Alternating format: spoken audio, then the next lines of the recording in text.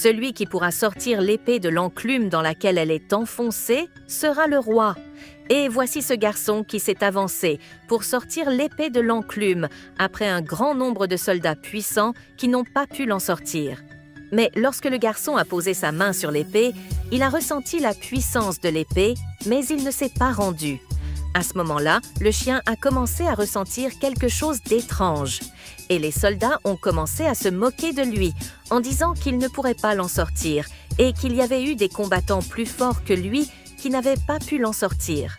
Mais le garçon se sentait d'une grande confiance en lui et il avait l'impression qu'il possédait l'énergie et la force nécessaires pour sortir l'épée.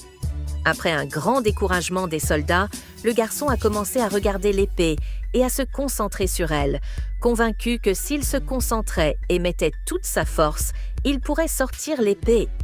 À ce moment-là, il a commencé à toucher l'épée avec ses mains et à essayer de la saisir fermement. Et l'épée a commencé à briller, et les lettres qui y étaient gravées ont scintillé en blanc. Le garçon ressentait une sensation très étrange. Les pierres commençaient à vibrer et les oiseaux à s'envoler de partout. Et tout le monde avait l'impression que quelque chose allait se produire, comme si un tremblement de terre allait se produire. Et quand il a commencé à tirer l'épée de la pierre, tout le monde était surpris et émerveillé, car personne ne pensait qu'il pourrait sortir l'épée de la pierre. Dès qu'il l'a sortie, le garçon a commencé à ressentir une grande énergie et ne pouvait pas la contrôler.